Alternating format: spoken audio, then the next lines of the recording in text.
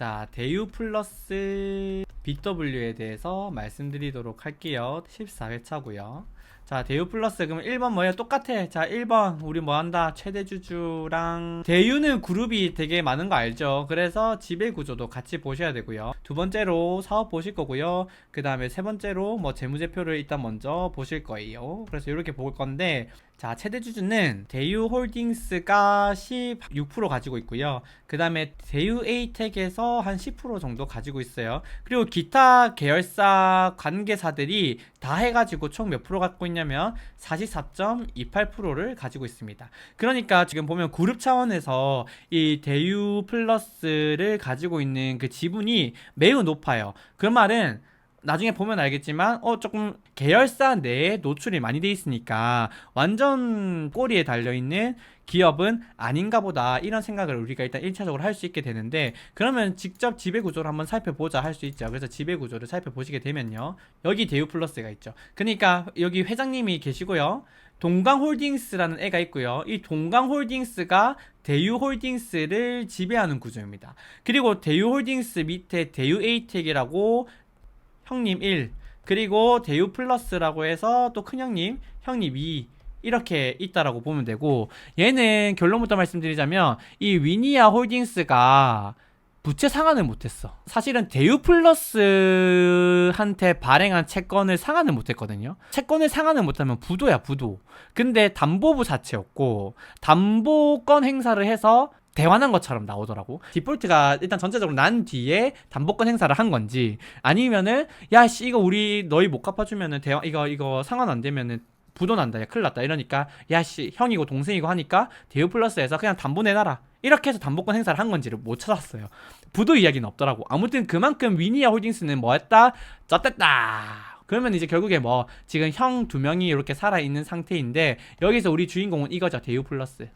이 지배구조상 봤을 때 대유그룹의 핵심 자회사입니다. 그러니까 대유 플러스가 망하면 팔 두 개인데 팔 하나 없어진다고 보시면 돼요. 그러면은 한 팔 가지고 싸워야 되다 보니까, 야, 최악의 경우에는 한 팔로 싸울 수밖에 없지만 그래도 웬만해선 두 팔로 싸워야겠다, 대유 플러스가 문제가 생기면 어떻게든 우리가 유동성 공유하자, 이렇게 생각은 할 수 있죠. 그래서 윌링니스, 의지는 있어. 근데 항상 말씀드리지만 계열사에 대한 지원 가능성은 윌링니스랑 어빌리티, 능력을 봐야 되는데 능력이 제가 봤을 때 거의 없어요. 그래서 윌링니스는 아무튼 있다, 요 정도만 봐주시면 되고, 대유 플러스가 이번에 발행하니까 그럼 대유 플러스 밑에 있는 자회사들이 매우 중요할 텐데, 여기서 핵심은 대유 AP와 대유 글로벌입니다.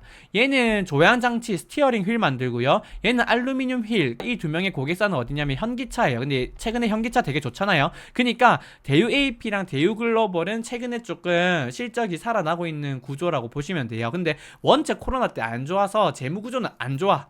그런데 다행히 최근 실적은 좋다. 근데 얘네들이 그래서 뭐하다? 우량한 계열사다, 이렇게 우리가 생각을 가지고 접근을 하는 거예요. 그래서 지배구조 정리해요. 팔의 한 팔, 그러니까 오른팔 정도 차지하는 핵심 자회사고, 요거 밑에 대유 AP랑 대유 글로벌이 조금 더 그 대유 플러스한테 중요한 자회사다, 이 정도 생각하시고 넘어가시면 돼요. 두 번째로 뭐 사업을 보자고. 그래서 사업을 봤더니 정보통신 사업을 영위하고 있다라고 나오더라고. 정보통신 부품 만드는 회사라고 보시면 되고, 스위치 만드는 회사예요. 그래서 얘네들이 총 매출의 72% 정도 되고, 기타 통신 장비가 한 20% 됩니다. 자체 사업에서는 정보통신 쪽 사업을 영위하고 있는 기업이라고 봐주시면 돼서, 대유 AP, 대유 글로벌이랑은 조금 다른 성격의 사업을 영위하고 있네, 요 정도 우리가 생각해 주시면 되고요. 뭐 신사업부도 있는 것 같고, 우리가 많이 알고 있는 가전사업도 하고 있고요. 근데 가전사업 같은 경우에는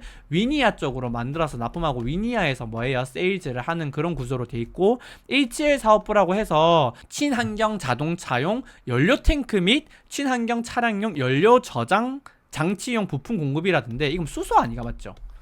근데 수소차는 지금 약간 일단락돼 있고 전기차 쪽으로 가야 되는데 전기차 쪽은 아닌 걸로 알고 있거든요. 그래서 이쪽은 아무튼 미미하다, 지금 현재 상황에서.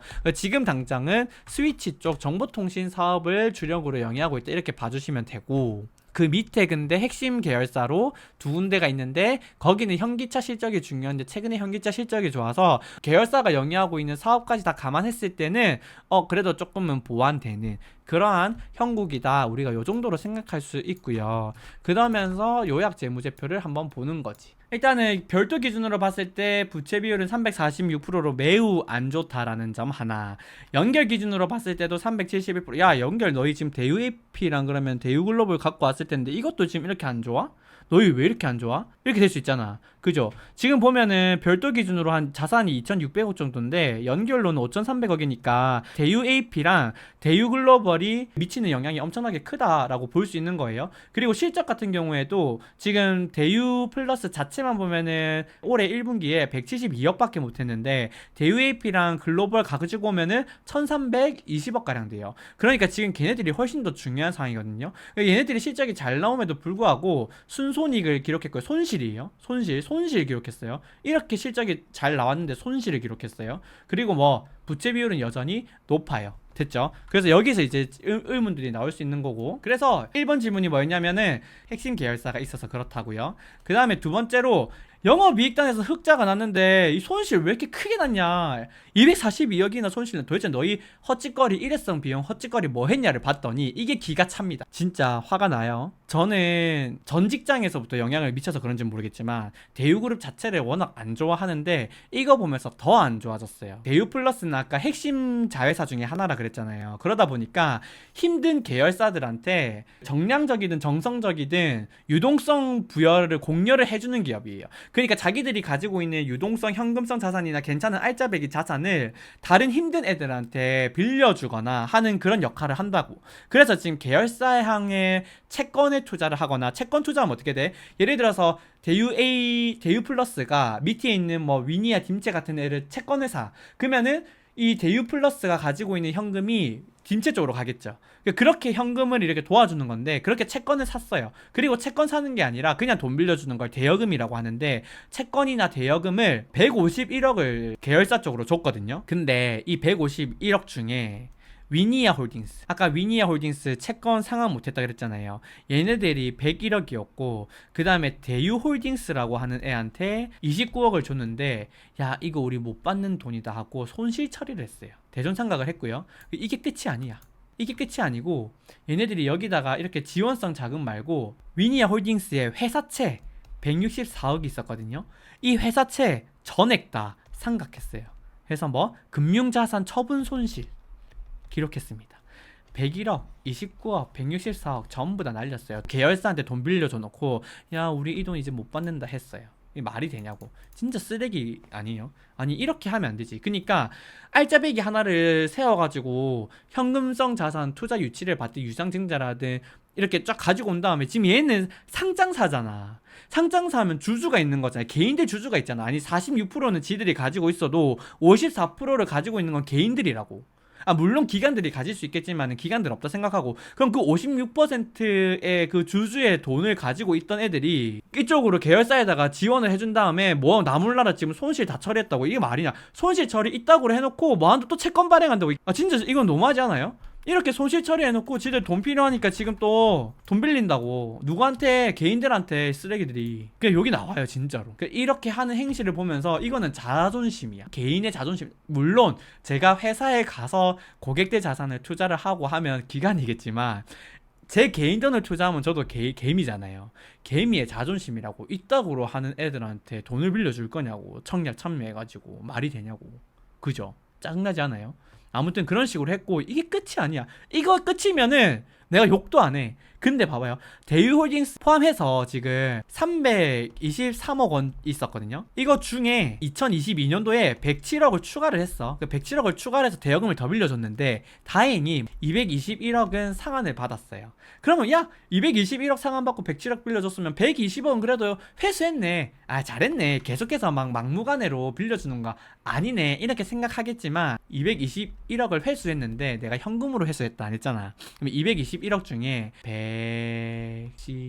113억은 현금인가봐. 이건 아직 확인 못했어. 시간 없었어요 저도. 이거는 현금인가봐. 근데 108억 있죠. 이 108억은 계열사 주식으로 대물 변제했습니다. 돈 실컷 주고 그 기업 주식 받았다고. 너무한 거 아니가? 진짜 이거 나중에 저기 재무제표 보면서 또 말씀드릴게요. 이 기가 차요. 그 다음에 하나 더 아까 전에 말씀드렸죠. 위니아 홀딩스한테 가지고 있던 회사채가 총 399억이었거든요. 이 399억은 만기 상환 실패했기 때문에 다행히 담보부 사채였어요. 이 담보를 가지고 왔는데 이 담보가 399억이 안 돼. 한 100억 정도 차손이 발생해. 담보가. 그럼 이것도 뭐 해야 돼요? 이 차익만큼 손실 처리해야 돼요. 마구마구 손실 처리하면서 지금 어떻게 됐다? 여기 가지고 온 거 이렇게 만들었다. 이렇게 만들었다. 대우그룹은 솔직히 약간 채권 투자자 입장에선 너무 싫고, 지금 아까 여기 채팅창에서 여쭤보셨는데 제가 작년에도 다뤘어요. 작년에 대우 AP를 다뤘고 대우 ATEC을 다뤘어. 근데 대우 플러스는 발행을 했지만 신주인수권부 자체를 발행을 했지만 제가 다루진 않았더라고요. 그리고 나서 최근에 대우 AP인가요? 최근에 또 발행을 했고 대우 플러스도 발행을 해요. 그러니까 지금 얘네들은 공모 BW 발행 없이는 전속하기가 되게 힘들어. 근데 이 전속하는 과정에서도 상장사 몇 개를 가지고 공모 BW를 발행시킨 다음에 지들 쓰는 게 아니라 지들 주주에 대한 그런 주주 이익을 극대화시키기 위해서 대응을 하는 게 아니라 자기들 계열사 살리기에 급급해요. 물론 계열사가 죽으면 자기들 피해를 보겠지. 근데 이게 봤을 때 문제가 되는 기업이면 꼬리 자르게 해서라도 구조조정을 대폭해서 체질을 개선하려고 해야지. 그걸 계속 살리려고 지금 좀비 기업, 지금 죽어가는 기업을 계속해서 유동성 공유해서 뭐 할 거냐고. 그지 않아요? 그럼 뭐 이런 생각. 진정하세요. 사정이 있겠죠. 또 그들 사정 들으면 눈물겨울 수 있지 않을까요?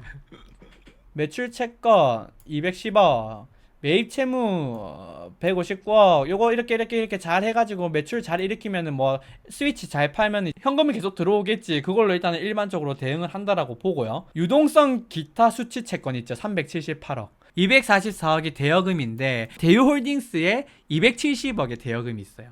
그러니까 지금 아마 270억 중에 244억은 여기에 인식이 돼 있고 나머지 이제 한 26억 정도는 여기 다른 계정들에 들어가 있을 텐데 이것도 갚을 수 있냐고 너희 지금. 대유홀딩스 대여금 107억 중에 홀딩스 주식 받고 위니아 에이드 주식 받고 대유 에이텍 주식으로 상환 간신히 받고 현금은 받지도 못하고, 그리고 거기서 평가차 손 발생한 거는 기타 비용으로 일회성 비용으로 떨궈 놓고 이거 270억 받을 수 있냐고. 너희 이거 못 믿는다고. 이거 270 너희 이거 여기 378억 중에 최소 일단 270억은 못 믿어 할 수 있는 거예요. 그러니까 이 중에 대여금은 244억 정도니까 244억은 못 믿어. 우리 일단 이렇게 볼 수 있는 거고, 보수적으로 봤을 때. 그 다음에 기타 포괄 손익 공정가치 측정 금융자산 같은 경우에는 요거 대유 에이텍 75억, 위니아 에이드 42억, 동광홀딩스 130억, 위니아 딤체 27억. 그러니까 요것도 관계사 자산이에요. 그러면은 요거 종속기업, 관계기업 이 세 개 같이 봐야 되고, 요거 세 개 전부 다 합하면은 37%가량 돼요. 그러니까 대우플러스도 지금 자산이 꽤 있는데 그 중에 40%가량이 관계사 기업이라고 여전히. 근데 지금 보면 유동성 기타 수취 채권의 244억은 또 뭐예요? 실질적으로 관계사 쪽에 노출되어 있는 자산이잖아요. 그래서 이런 것들 다 더하면 이 대우플러스가 지금 관계사 기업에 노출되어 있는 게 절반이 넘어요. 50%가 넘는다고. 그러면은 와, 이거 대우그룹 안 그래도 전체적으로 힘들고 위니아 홀딩스는 이미 지금 그 채권 상환 못 해가지고 문제를 일으켰는데, 얘뿐만이 아니라 위니아 에이드도 엄청 크게 문제였는데 간신히 상장하면서 재무구조가 일시적으로 좀 나아진 격이고, 최근에 위니아 쪽에 가전제품 이쪽도 삼성이나 LG가 워낙 잘 가다 보니까 매출이 잘 인식이 안 돼. 그러니까 지금 엄청 힘들다고요. 얘네들이 가져갈 수 있는 건 제가 봤을 때 대유 AP랑 대유 글로벌 쪽, 그러니까 그 자동차 부품하는 쪽 말고는 답이 없어요. 그러니까 그를 전체적으로도 힘든 상황에서 가전제품 이쪽은 다 지금 싸그리 망하고 있는데, 물론 이 종속기업에 해당되는 454억은 알짜배기예요. 대유 AP랑 대유 글로벌이거든요. 대유 글로벌 332억, 대유 AP 110억. 그래서 얘는 예외. 근데 지금 이거 힘들고 관계 이쪽도 뭐 이게 이제 욕 나오는 거지. 이게 뭐냐면 위니아 일렉트로닉 아메리카라고 해서 228억이 인식이 돼 있거든요. 근데 이 위니아 일렉트로닉 아메리카가 갑자기 들어왔어. 왜? 아까 전에 말씀드린 위니아 홀딩스 399억 채권 이쪽 부분에 담보로 잡혀있던 것, 채권 상환 못해서 담보 갖고 왔거든. 그 담보력으로 지금 가치를 가지고 있는 게 228억이라고요. 그러면 그 아까 그 채권 액면이랑 요거 220 장부가액이랑 그 다음에 이 지분 228억이랑 그 차이 있죠. 이만큼을 또 일회성 손실 처리해버립니다. 비용으로 떨궜어요. 그래서 지금 단기 순손실이 큰 폭으로 기록이 된 거거든요. 아무튼 이게 위니아 홀딩스의 똥이다. 이렇게 보시면 됩니다.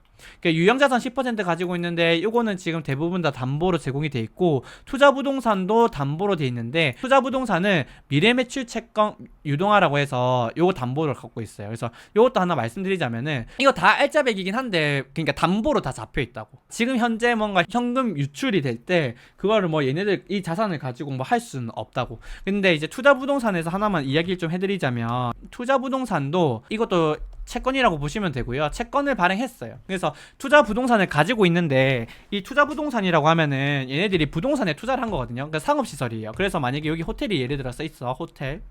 호텔이 완공이 되면은 이 호텔에 수익이 날 거 아니에요. 사업 수익. 근데 얘네들이 한 달 예약률, 그러면 한 달 예약률하게 그 평균 단가, 이것도 ASP라고 하나? 뭐 이렇게 해가지고 총 객실에다가 예약률 곱하고 ASP 곱하면은 한 달 동안 발생할 수 있는 기대되는 매출이 있을 거잖아요. 이 미래 매출을 담보로 삼고 유동화해서 ABS라는 채권을 발행했어요. 그러니까 얘는 담보로 쓸 수가 없어요. 얘는 이미 담보로 지금 돼 있기 때문에. 이게 뭐가 중요하냐면, 만약에 예를 들어서 대유플러스가 채권에서 EOD 사유가 발생해가지고 뭐 자율협약이 들어갔든 워크아웃이 들어갔든 뭐 법정관리가 들어갔든 뭐 들어가도 이 대유플러스의 핵심 사업은 계속해서 영위가 돼요. 사업은 영위가 된다고. 그 말 즉슨 법정관리 가서 청산이 되기 전까지, 이 투자부동산을 매각하기 전까지 대유플러스는 망해도 여기서 예약은 계속 이뤄질 거 아니에요. 그러면은 이 예약돼서 여기서 발생하는 현금이 있을 거 아니야. 이 현금을 담보로 돼 있기 때문에 이렇게 발생하는 현금은 다 어디로 가는 거예요? 매출 채권을 담보로 해서 ABS 채권을 발행했다 했잖아요. 이 채권을 채권자한테 가요. 그러니까 대유플러스는 막 손실이 나서 우리 같은 개인들 무담보 사채는 출자 전환해야 된다, 손실 봐야 된다, 야 너희 100억 중에 50억만 상환 가능하다, 줄여야 된다, 이런 식으로 해서 손실을 봐야 되는데, 요 ABS 투자자는 어차피 이거 계속 현금 발생하면 되니까 얘네들은 손실을 볼 필요가 전혀 없는 그러한 구조라고 보시면 돼요. 예를 들어서 이제 대한항공이나 아시아나항공 이런 애들이 그 매출채권 담보로 해서 매출채권 유동화 증권을 발행을 하는데, 걔네들이 그런 거예요. 대한항공이 신용 이벤트가 발생을 한다고 하더라도 비행기는 뜰 수밖에 없어요. 기간산업이라 가지고 비행기는 뜰 수밖에 없고, 이 비행기 뜨면은 뭐가 발생해요? 돈이 발생하죠. 수익. 이 수익을 담보로 해서 미래 매출 채권을 담보로 해서 유동화해서 간다 해서 미래 매출 채권 유동화 증권이라고 하고, 이런 애들은 뭐예요? 칼, 제 15차, 뭐 칼, 제 21차 이런 유동화 증권들이 있어요. 대한항공이 망하면 대한항공 채권에 회사채에 투자한 사람들은 손실을 어느 정도 봐야 되지만, 칼에다가 칼 증권에 투자한 사람들은 손실을 1도 안 봐도 되는 그러한 구조라고 보시면 되거든요. 그러니까 이 대유플러스 입장에서는 이미 담보로 다 제공이 돼 있어. 그러면 유형자산 354억, 재고자산 54억, 그리고 그 시장성 있는 지분증권 445억 해가지고 총 다 하면 얘네들이 지금 한 854억 정도 되거든요. 854억을 담보로 다 제공을 했어요. 유형자산 354억 정도가 담보로 제공돼 있는데, 이거 500억 정도 여기서 지금 담보가 다 제공이 돼 있고, 그 다음에 재고자산이 54억, 한 50% 만가에 치거든요. 그러니까 지금 할인 치니까 이 정도 재고자산 담보로 돼 있고, 지분증권도 아마 제가 봤을 때는 여기서 445억 정도가 담보로 잡혀 있어요. 그러니까 담보 다 제공했어. 근데 여기서도 끝이 안 나니까, 야 여기 투자부동산에서 발생하는 매출채권 담보로 해서 너희 제공할게 하고, 234억이라는 돈을 미래에 발생하는 매출채권, 이 매출채권 유동화 증권을 발행해가지고 요것도 담보로 줬습니다. 그러니까 지금 대유플러스는 지금 낭떠러지 앞이에요. 그만큼 힘든 기업이다라고 보시면 되고, 아무튼 그거랑 상관없이 얘네 현금 얼마나 갖고 있는데 봤더니 지금 완전 현금은 11억밖에 없어요. 근데 지금 이제 뭐 에비타라고 해서 얘네들이 실질적으로 사업을 계속 영위하면서 발생하는 현금이 있을 거기 때문에 얘네들은 덩치가 어느 정도 있어서 아마 부채를 어느 정도 수준에서는 대응이 가능할 거고, 대유플러스 자체적으로 대응이 어렵다고 하더라도 지금은 대유AP나 대유글로벌이 괜찮은 상황이라서 여기서 유동성 공유를 해줄 수 있어요. 그렇게 되면은 단기적으로는 유동성을 어느 정도 방어할 것 같은데, 그럼에도 불구하고 지금 현재 상태가 너무 마음에 안 들고, 그 다음에 얘네들이 경영하고 있는 이 재무 쪽 꼬라지가 너무 보기 싫다는, 너무 짜증난다는 거예요. 장기 차입금이 604억 정도 있는데 이건 뭐 담보 제공돼 있다고요. 유동성 장기 차입금도 담보로 제공돼 있고요. 그 다음에 장기 차입금 이것도 담보로 제공돼 있어요. 차입금 성격의 애들만 보게 되면은 그러니까 대출 지금 38.3% 가량 돼요. 그래서 얘네들 다 하게 되면은 총 부채의 38%가 그건데, 얘네들은 뭐 하고 있어요? 담보가 제공돼 있기 때문에 MFN 코리아랑은 다르게 뭐 하고 있다? 대환, 뭐 롤오버, 만기 연장 다 가능성 높다. 이렇게 보시면 될 것 같고요. 그 다음에 두 번째로 봐야 되는 게 뭐다? 전환사채예요. 전환사채.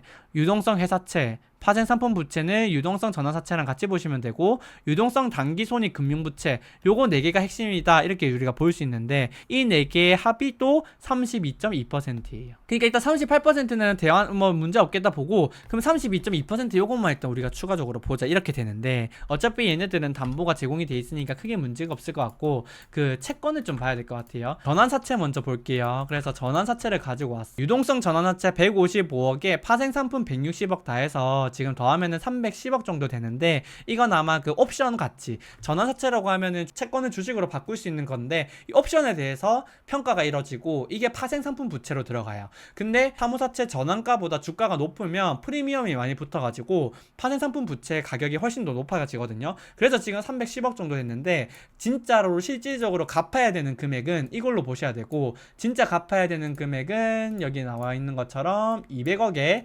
65억 해서 총 265억을 갚아야 됩니다. 얘네들 지금 전환가가 936억 1112원 이렇게 돼 있는데, 지금 현재 가격을 보게 되면은 1046원이에요. 그래서 9회 같은 경우에는 전환권 행사는 안 할 것 같은데 조금 더 지켜볼 것 같고, 주가가 떨어지게 되면은 요거 갚아야 되는데, 우리 채권 투자자니까 보수적으로 보셔야 되고 갚아야 된다고 볼게요. 그러면은 8월 27일 2개월 뒤에 갚아야 돼요. 얼마를? 200억을. 그리고 11월이니까 4개월 정도 뒤에 65억을 다 갚아야 돼요. 그러니까 올해 안에 265억, 연말. 이거 한 6개월 이내에, 4개월 이내에 265억의 현금 유출이 발생할 수 있다. 이 점 참고하셔야 되고, 단 여기서 근데 이거 수익자를 봐야 되는데 수익자를 못 봤어요. 아까 전에 말한 것처럼 그걸 못 봐서, 시간이 없어서. 근데 만약에 이 사모 전환사채를 가지고 있는 애가 대유 글로벌, 대유 AP다 이러면 상환하러 안 하겠잖아. 그러면은 얘네들은 문제가 없어요. 근데 지금 제가 이것까지 시간이 없어서 못 하다 보니까 이건 한번 우리 촌뜨기들이 직접 살펴보는, 이 전환사채들을 누가 가지고 있는지. 그래서 계열사가 가지고 있으면 디폴트를 낼 이유가 없으니까 조기상환 행사를 안 할 거다 이렇게 보시면 되고, 그 다음에 가지고 봐야 되는 게 이 유동성 회사채 같은 경우에는 7회차 사무사채고요. 5월 28일 만기였어요. 그래서 얘는 아마 정상적으로 상환이 됐다 이렇게 보시면 되고, 그럼 마지막으로 남은 게 이 유동성 단기손익 금융부채인데, 얘는 12회차 공모 BW예요. 그래서 작년 2022년 3월 24일 1년 한 3개월 전에 발행을 시켰고, 이걸로 지금 안 되니까 뭐 하는 거예요? 한 번 더 발행하는 거예요. 올해 2023년 6월 29일에 이렇게 발행을 하는 거라고 보시면 되고, 이거는 공모 BW라서 이것도 뭐 개미들이 가지고 있는 거예요. 개미들 돈 이렇게 받아서 뭐 했다고요? 계열사들 도와줬다고. 우리들이 참여한 돈으로 계열사들 다 도와줬다고, 이 못된 놈들이. 아무튼 그렇고, 이게 지금 액면가가 300억이에요. 전환사채뿐만이 아니라 이 신주인수권부 자체가 발행이 돼 있다 보니까 신주인수권에도 파생상품, 이거 옵션이 있어서 파생상품 부채 어느 정도 일조를 해요. 그래서 여기에도 포함이 돼 있고, 아무튼 얘네들은 300억을 또 갚아야 된다. 근데 얘네들은 무조건 개인이잖아. 아까 전환사채랑은 다르게 무조건 얘네들은 조기상환 행사를 진행하게 될 거라고요. 근데 조기상환 행사가 그럼 언제냐 봤더니 9월 24일이에요. 감 와요? 얘네들이 채권을 발행할 수밖에 없는 감이 와요. 그래서 뭐다? 얘네들이 지금 8월 달에 갚아야 되는 게 200억, 9월 달에 갚아야 되는 게 300억, 11월 달에 갚아야 되는 게 65억. 그리고 기타 유동부채가 아마 제가 봤을 때 ABS고, 아까 그 투자부동산으로부터 나오는 매출채권 담보로 해서 매출채권 유동화 증권을 발행을 한 것 같아요. 이게 지금 여기 들어가 있는데, 유동성 자산이라고 하니까 지금 만기가 안 나오더라고. 찾으려면 찾을 수 있는데 이것도 시간 없어서 못 찾았어요. 이것도 갚아야 되는 돈이에요. 지금 돈 11억 있는데 얘들 살 수 있을까 이런 생각이 들어요. 아무튼 이렇게 힘들지만 대유 AP나 대유 글로벌에서 현금성 자산이 있어가지고 대여 얼마든지 해줄 수 있어요. 그래서 걔네들까지 다 봐야 완벽한 크레딧 분석이 될 수 있어요. 지금 대유 플러스가 발행하니까 대유 플러스만 봐서는 절대 안 되고, 얘네들은 워낙 순환 출자로도 돼 있고, 얘는 예외라서 순환 출자 구조로 돼 있어가지고 엉키고 설켰거든요. 그래서 당연히 핵심 자회사들은 다 봐야 돼요.